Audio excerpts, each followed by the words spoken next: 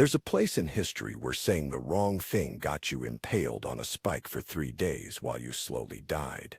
Where stealing a loaf of bread meant losing your hand in the public square while crowds watched. Where looking at the Sultan's harem could get you sewn into a sack with rocks and drowned in the Bosphorus. It was called the Ottoman Empire, and you wouldn't last 24 hours. In 1453, when Ottoman forces conquered Constantinople, the soldiers were given 3 days to loot. This wasn't considered barbaric. It was standard military practice. 50,000 civilians were enslaved. Thousands were killed. The streets ran with blood for 72 hours. And the Sultan considered this a restrained response because he stopped it after 3 days instead of letting it continue indefinitely. In 1595, Sultan Mehmed III had all 19 of his brothers strangled with silk cords the day he took the throne. Not because they'd done anything wrong, not because they were threats, but because Ottoman law allowed new sultans to kill all potential rivals for the peace of the world. Their bodies were displayed in the palace as a warning. This was considered good governance. In 1622, Sultan Osman II tried to reform the Janissary Corps, the elite soldiers who'd become too powerful, and strangling him to death. He was 18 years old. His crime was trying to change a system that didn't want to change. The Janissaries celebrated by parading his body through the streets. You think you'd survive in the Ottoman Empire because you have modern knowledge, education, and perspective. You're wrong. Within 24 hours, you'd violate rules you didn't know existed, offend people whose honor demands your death, and discover that nothing in your comfortable modern life prepared you for a world where violence isn't an aberration. It's the enforcement mechanism for everything. This is why you wouldn't survive one day in the Ottoman Empire, what would probably kill you first, and why your modern assumptions about human rights, personal freedom, and basic dignity mean absolutely nothing in a system designed to extract obedience through terror. Hour 1, you'd violate social hierarchy without realizing it, and that's a death sentence. Let's start your day in Constantinople. 1550. You wake up in your modest home, assuming you're not a slave, which statistically you probably are, but we'll be generous. You step outside, and immediately you've made your first fatal mistake. You made eye contact with a janissary. You don't know who janissaries are. They're elite soldiers who were kidnapped as Christian children, converted to Islam, and trained to be the Sultan's personal killing machines. They walk the streets in white felt caps and carry yataghans, curved swords designed specifically for decapitation. They have absolute authority to enforce order as they see fit, and you just looked one in the eye. In Ottoman society, eye contact is a declaration of equality or challenge. You don't make eye contact with your social superiors. Ever. The janissary interprets your direct gaze as disrespect or aggression. In Ottoman culture, showing teeth is aggressive, like a dog baring fangs. Now you're about to get beaten in the street, and there's nothing you can do about it. Wait, I didn't mean anything, you say, in English, which the janissary doesn't speak. Your foreign language marks you as an outsider, possibly a spy. Hand gestures. You're making it worse. You put your hands up in surrender, a gesture that doesn't exist in Ottoman culture. You're now flailing your arms at an elite soldier while speaking a foreign tongue and showing your teeth. But here's what happens next, that you're completely unprepared for. The janissary beats you with the flat of his sword. You hit the ground. Crowds gather. You expect someone to help you. No one does. You expect someone to call for authorities. The janissary is the authority. You expect the beating to stop. It doesn't stop until he decides it stops. Violence is answered with emergency services, lawsuits, or police intervention. In the Ottoman Empire, violence is how social order is maintained. You violated hierarchy. You get beaten. That's not injustice. That's how the system works. The crowd isn't shocked. They're watching to see if you learn your lesson or if the janissary kills you for continued disrespect. You've been awake for 1 hour. You're bleeding in the street. You've learned that eye contact can get you killed, and everyone watching considers this your fault for not knowing your place. Welcome to Ottoman society. Hour 3. You try to buy food and discover currency doesn't work like you think you've recovered from your beating. You're hungry. You see a market, the famous Grand Bazaar. You have no Ottoman money, but you figure you'll work something out. Maybe trade your watch, your shoes, something. First problem, you don't know what anything costs. There are no price tags. Prices are negotiated based on your social status, ethnicity, religion, and the vendor's assessment of what you can pay. You're clearly foreign. You dress wrong. You smell wrong. Ottomans use rose water and perfumes. You use whatever deodorant you put on this morning. And you don't speak Turkish. The vendor immediately triples his prices. You try to negotiate. You've seen people haggle in movies.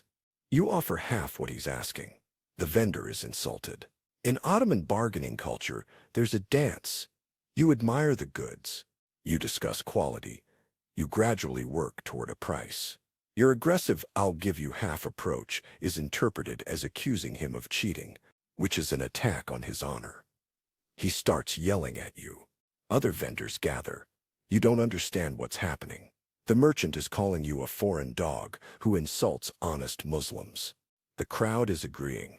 You try to leave. Someone grabs your arm. Your modern instinct is to pull away and maybe push them. You do. Congratulations, you just assaulted an Ottoman citizen. In seconds, you're surrounded. Someone hits you. Someone hits you. You're on the ground again. Second time in 3 hours. Your watch is taken. Your shoes are taken. Someone goes through your pockets. You try to fight back. You get hit harder. But here's what you don't understand about Ottoman street justice. The crowd isn't robbing you out of lawlessness. They're punishing you for insulting a merchant and striking a Muslim. In their view, you committed crimes and they're enforcing justice. Your property is forfeit as compensation. You're lucky they're only beating you and taking your stuff. If a janissary had been present, you might be getting dragged to a magistrate for formal punishment. 3 hours in. You're in a foreign city with no money, no possessions, no language, and no idea how the rules work. You've been beaten twice. And you haven't even encountered the legal system yet. Hour 6. You'd accidentally violate religious law and learn what Sharia actually means. Beaten, broke, and starving. You wander until you find what looks like a public fountain. Water is free, right? You drink. You splash water on your face and bloody nose. You sit on the fountain's edge to rest. An old man starts yelling at you. You have no idea why. You don't speak Turkish or Arabic. He's getting more agitated. He's pointing at the fountain, pointing at you, pointing at the mosque behind you. Other people are stopping. They're looking at you with disgust. What you don't know, this is a ritual ablution fountain for Muslims to wash before prayer. You just drank from, washed in, and sat on a religious site. As a non-Muslim, with blood on you which is najis, ritually impure. You've defiled a sacred space. In their eyes, you've committed a deliberate act of religious desecration. The crowd is growing, and they're getting angry. Someone runs to get the imam, the mosque's religious leader. You try to apologize, but you don't speak the language. You try to leave, the crowd blocks you. You're surrounded again. Third time today, the imam arrives. He's asking you questions in Turkish. You don't understand.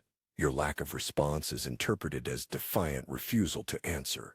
The imam declares you must be punished under Sharia law. In your mind, Sharia is some abstract legal concept. You're about to learn it's very concrete. The punishment for defiling a mosque can include public flogging, imprisonment, or forced conversion. The imam is calling for the local qada, the Islamic judge who handles these matters. But here's what saves you barely. A translator is found. You explain through broken communication that you're a foreign traveler who didn't know. The imam sees you're ignorant rather than malicious. You're sentenced to a public apology and a fine. You have no money to pay the fine. In the Ottoman Empire, if you can't pay fines, you work them off. Or you're imprisoned until someone pays for you, or you're enslaved. The translator explains, you'll be held in the mosque's custody until you can pay or work off the debt. 6 hours in Ottoman Empire. You're essentially a prisoner for violating a religious law you didn't know existed. You've learned that ignorance isn't a defense. Religious rules are enforced with actual physical punishment. And your modern concept of "I didn't mean to" means absolutely nothing. Hour 12. You try to assert your rights and discover you don't have any by afternoon. You've talked your way into a labor arrangement. A merchant agrees to let you work, loading and unloading goods to pay off your fine. You're carrying heavy crates in the heat. No breaks, no water unless you ask. You work for 6 hours straight. Then the merchant decides he's not satisfied with your work. He says, "You're too slow. You're not loading the crates correctly. You're lazy, therefore he's not going to pay you what was agreed. In fact, he's going to pay you half. This violates your agreement." You protest. "I'll report you to the authorities," you say. The merchant laughs. Through translation, he explains, he is the authority. He's a guild member with connections to the Qada. You're a foreign non-Muslim with no status. Who exactly do you think will take your side? You insist on your rights. What rights? He asks. You're not an Ottoman citizen. You're not Muslim. You have no guild membership. You have no social standing. You have no property. In Ottoman legal structure, you exist at the absolute bottom of social hierarchy. Your rights are whatever your social superiors allow you to have. But here's what you really don't understand about Ottoman justice.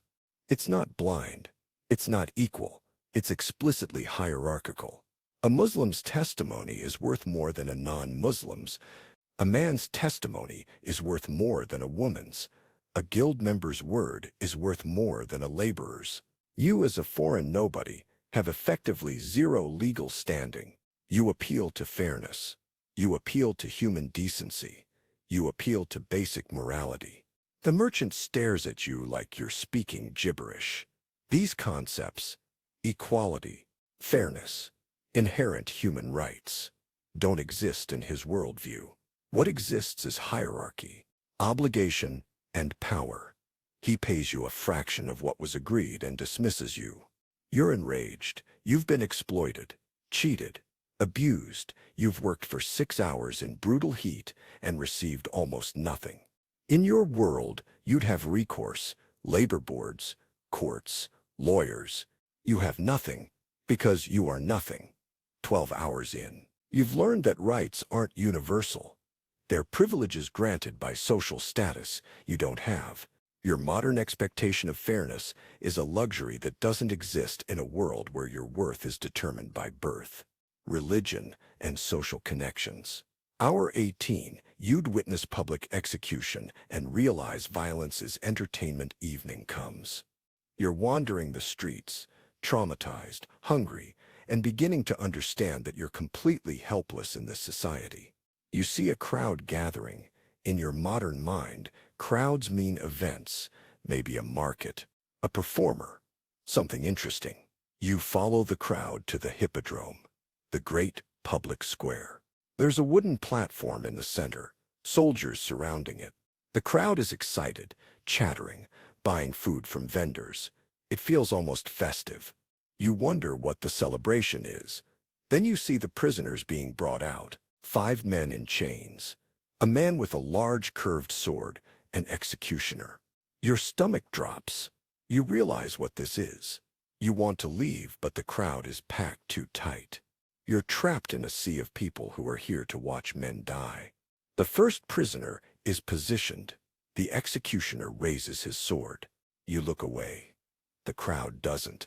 They're watching intently. Children are watching. Families are watching. Street vendors are selling roasted chestnuts and calling out their wares. This is entertainment. This is a social event. This is a Sunday afternoon activity for Ottoman families. The sword falls. The head rolls. The crowd reacts with satisfaction. Not horror. Some cheer.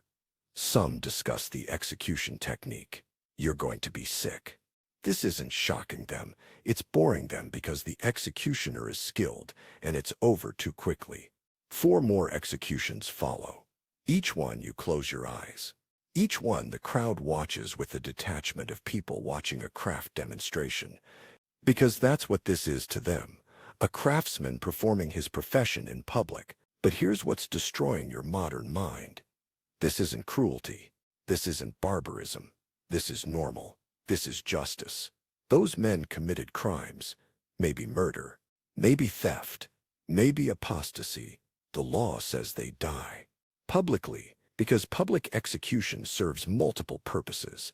It punishes criminals, it deters future crime, and it demonstrates the Sultan's power to enforce order. You're horrified by the violence. They're comforted by it. You see brutality. They see stability. You're traumatized. They're going home to dinner, feeling satisfied that justice was served and order was maintained. 18 hours in, you've witnessed the casual public brutality that underlies Ottoman social control. You've learned that your modern sensitivity to violence is a luxury of living in a society where violence is hidden away in prisons and execution chambers. Here it's public, it's frequent, and it's considered necessary. Hour 24. You try to find help and learn that foreigners are targets. Night falls. You're destroyed psychologically. You need to find the foreign quarter. There must be European traders, ambassadors, someone who speaks your language and can help. You ask for directions using gestures. Someone points you down a dark street. You walk into an ambush. 3 men. Knives. In your world, you'd scream for help. Here, screaming just announces you're being robbed. The men aren't even hurried. They know no one's coming. They go through your pockets, already empty from earlier. One holds a knife to your throat, while they debate whether to kill you for wasting their time. The only reason they don't kill you is you're not worth the attention a body would bring. They beat you, 3rd major beating of the day, lost count of minor ones, and leave you bleeding in the alley.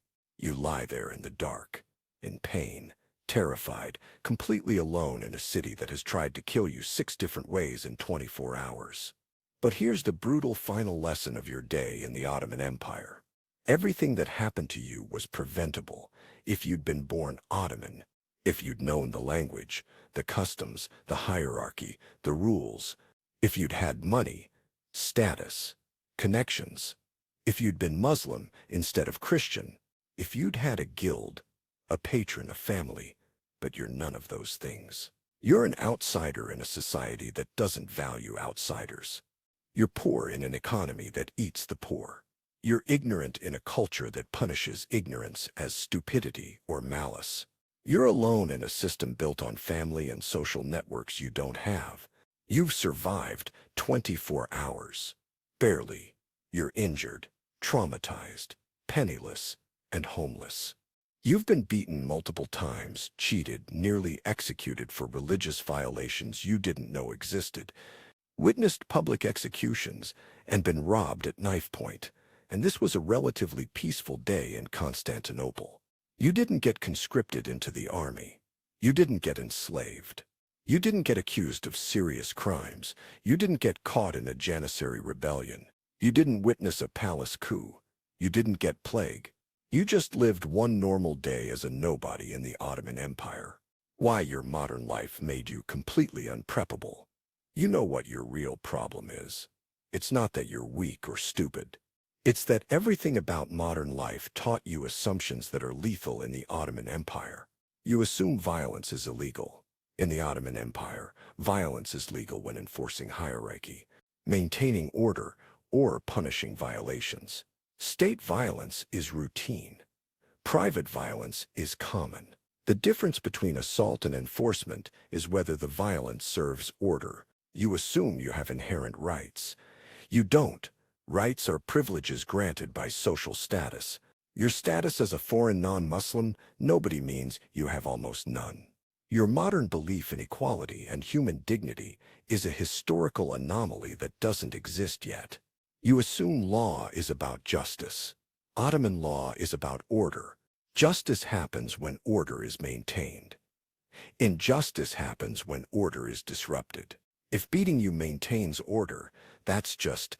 If sparing you disrupts order, that's unjust. Your modern sense of fairness is irrelevant. You assume people are empathetic. Ottoman society is hierarchical, not empathetic. They're guild, they're neighborhood, they're co-religionists. You're none of those things. Your suffering isn't tragic.